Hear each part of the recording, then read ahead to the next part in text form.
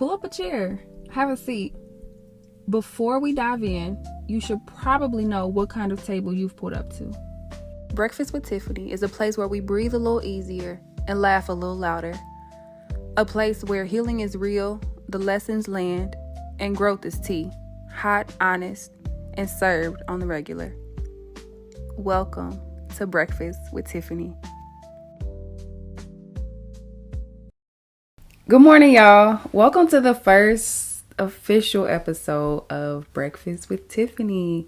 I appreciate you for pulling up a chair and tuning in. It means so much to me, and I'm so grateful that you're here.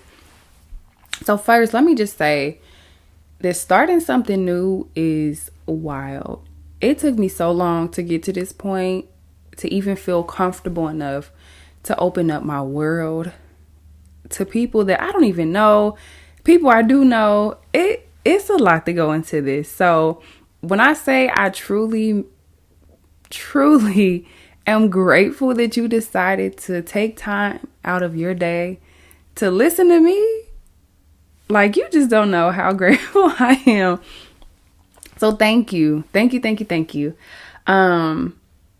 So I created this space because for a long time, I felt like I didn't have one. Like, I felt like I didn't have a space to just be me, to be me fully, to show up in all of my goofiness, seriousness, all of those things. Like, I just felt like I did not have a space to do that. And so I'm like, you know what? I'm going to create something of my own where I can just be me, judgment free and open.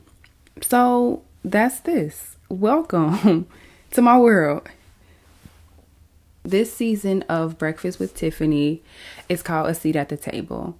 And it's my way of saying, I'm here. I'm done shrinking. I'm done whispering. And I'm done acting like I don't know what I know. If you're here, it's probably because you felt that same exact tug, or you've been in spaces where you felt like you couldn't be you. But you're here now, and there's always space at the table for you. So today, I'm answering some real questions, some questions that I received after sharing this on Instagram and with some people. So let's get into a little Q&A. So the first question, when did I realize my voice mattered? Ooh, child. When did I realize my voice mattered? I realized my voice mattered in undergrad. In college, I was on a dance team, and I was on the executive board for the dance team. And we were like at a meeting, and the president at the time had said something, and I think my response, or like my follow-up to what she had stated, I think what I said, it wasn't what I said, but it was how I said it. And in that moment, that's when I realized my voice mattered, because the information that was shared within that time frame, she had like went back and told our advisor that I was like, in so many words, being mean, or I had, was being a little sassy. And and my advisor had came to me and was like, Tiffany, make sure that you're saying things out of love. Like, you didn't say anything wrong, but a lot of times it's more so about how you say it. And I think that was like the very first instance of me actually realizing, like, oh, my words, my voice actually hold weight. And that's when I realized my voice mattered. That was the very first instance. I was about to get into another one, but I'm like, we're gonna say that. Okay, so next question. What kind of table am I building? So the table's already built. I just had to create the space for this table to thrive. And it is a space where anybody can join. Anybody who has ever felt invisible, felt like they didn't have a safe space to speak up and share their their experiences, share their stories, share who they are. That's the space that I'm creating. That's the table. That's what's going on at this table. That's what's going on at this table. A table where nobody has to shrink to fit. Next question. If we were eating together right now, what's on the menu? Grits, scrambled eggs, fresh fruit, maybe salmon, depending on if I'm vegetarian or not that day, and hot tea. But metaphorically, I would say accountability, self-awareness, peace, and authenticity. Those are 4 little a la cartes that's on the menu right now. That's what I would say. And definitely some joy, a little side of laughter or something. Yeah. Oh, honesty. Okay, yeah. So honesty, authenticity. What did I say? Honesty, authenticity, accountability, laughter, peace. Whatever I said, yeah, that, and then add that. Okay. Okay, so next question. Who is Tiffany right now in this season? Ooh, who is Tiffany right now in this season? So the season is fall. So I would say in this season, very reflective in this season. Not as quiet, but in a peaceful state. I am learning to pause, and rest, but also keep things going, if that makes sense. Yeah, maybe. Okay. Yeah. Also, I would say in this season, I am also refining my voice and not just talking just to talk, right? I have a lot to say, but being intentional about the things that I do say and that I do share, and not just running my mouth. You know, there's a difference. So refining my voice. Yeah. Next question. What made you want to finally speak up? So this answer can go 2 different ways, but okay. So I'll start with this. So there was an incident that occurred in my life where I didn't say anything, and it created like this false narrative about me and who I am and what I believe in, and that didn't feel good. That did not feel good, and I didn't like how I felt. Like, I felt defeated. I felt embarrassed that I just like allowed things to happen the way that it did, without, like, literally, I didn't utter a word. And this went on for a short period of time, but long enough to be like, okay, girl, we gotta do something, because this ain't gonna fly. But the idea had came about 3 or 4 years ago. I started voice journaling. I was going through something and I didn't feel comfortable sharing with like people closest to me, but I just needed to like express it. I needed to talk. I needed to cuss. I needed to yell. I needed to say what I needed to say without being judged, without anybody feeling like they needed to like provide an answer or help or support me. Like, I just needed to get it out of my body. I didn't feel comfortable journaling. Like, journaling just wasn't it. Like, actually writing it out, because it was just so many words, so many emotions. Like, my hand couldn't keep up. Like, when I was trying to write it out, it was like, I just need to just speak. I just need to just say it and get it off my chest. So that was the shift from silence to expression for me. Yeah. Next question. Why breakfast? Girl, listen. So breakfast. So actually, it's kind of cute. So why breakfast? So breakfast with Tiffany is a nod to breakfast at Tiffany's, right? I've always admired Audrey Hepburn, but not just Audrey, all that whole era, that 19 anywhere between 1920s, 30s, 40s and 50s, like that entire chunk of time, I admired the fashion, the elegance, the romanticism, literally everything from that era, the hairstyles, oh my gosh. Everything from that from those time periods. I've admired everything about those time periods. But Breakfast at Tiffany specifically, that movie reminds me of, because it's in black and white, right?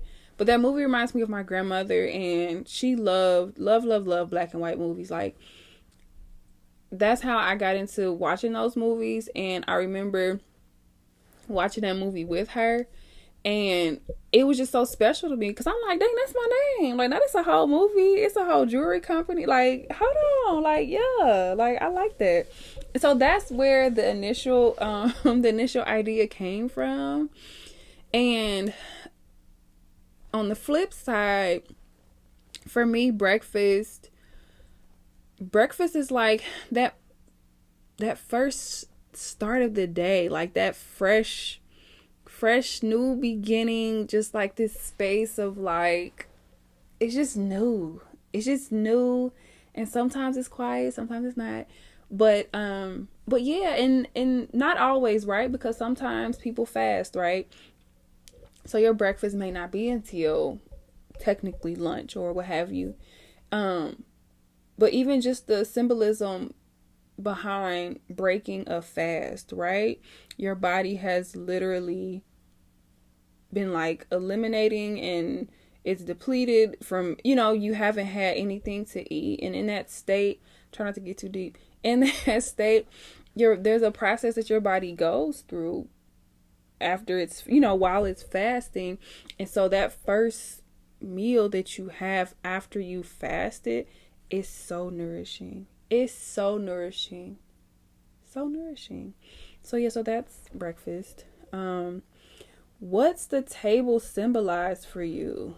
Girl, me and this table. So for me, the table symbolizes the foundation, right? Can this foundation withstand what we putting on it? The conversation that we're having, the plates that's holding the food, like is this table strong enough to withstand what we bring into it? So yeah, I hope that answered the question. Okay. Next question. What parts of your story used to make you whisper? Ooh, we're not about to answer that already. Let me ask it again. What parts of your story used to make you whisper? Wow. What parts of my story used to make me whisper? My childhood, bits and pieces of my childhood, definitely. I would say those teenage years. So I'll just clump that into childhood. So like that childhood, adolescent age, I would say maybe the last 10 years of my life. The last 10 years of my life are definitely parts of my story that made me whisper. And now I'm still learning how to share those parts of my life out loud. My friends, people that are close to me, they're aware of certain things, certain experiences that I've had, and how I felt, and how I've worked through them, and still working through certain things. Yeah, ooh, that was a good question. Ooh, I'm clocking my tea. Okay. What do you want women listening to this to feel? I want them to feel courageous enough to start speaking out. I'm not saying get on social media and just put all your business out there, but even if there's some things that someone has experienced and they've never written about it, they've never voice journal about it, to feel courageous enough to start there. That's what I want women to feel listening to this. Ooh, these questions, keep them coming, keep them coming. Okay, let's see. What season of your life felt like the hardest to find your voice in? Child. Now, here y'all go.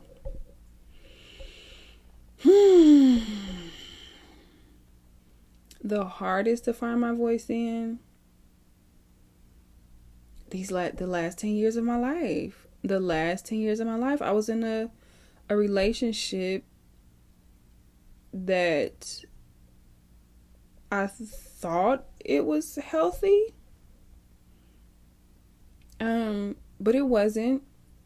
And I don't think I realized that because my voice had been hushed and diminished, that I just thought that was, I thought that was normal. I thought that was healthy. I thought it was okay. I thought I was fine. But then I realized that, no, this is not okay. I don't feel good. I don't want to be here. But how do I express that? How do I voice that? I think that was the hardest season to find my voice in, because I was afraid. Once I even got the courage to walk away, it was like, okay, now I'm already emotionally gone. I'm like, I done checked out. How can I let this person know that I'm done? And it took a while. I'm not gonna lie, it took a while. Yeah, it took a while. But I ain't in that thing no more. So we gonna praise God on that.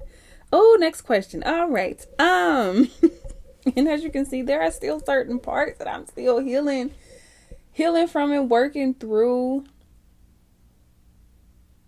Cause that vulnerability is still a soft spot for me. But that's what this space is for. Thank you for that question. Okay, next. If your healing journey had a soundtrack, what's the first song playing? It feels so good to be alive. Child, Beyonce all day long. Be Alive from the soundtrack of, it's the Venus and Serena. I was about to say Venus and Serena's Venus and Serena movie. What is it called? Richard. The song from that soundtrack, child, brings me to tears every time. Oh, that's the first song that popped in my head. Can I add another song? That's the first song. So the next song would be Defying Gravity from Wicked. Cynthia. That's all I'm gonna say. I ain't gonna sing that one. Y'all ain't ready for that. I ain't gonna sing that one. Next question. Who or what has shaped the woman behind the mic? Ooh, who or what has shaped the woman behind the mic? I would say my son. So family, of course. My son definitely. But he's my family, right? So I would say family, my friends, my experiences, college. Oh my gosh, college for sure.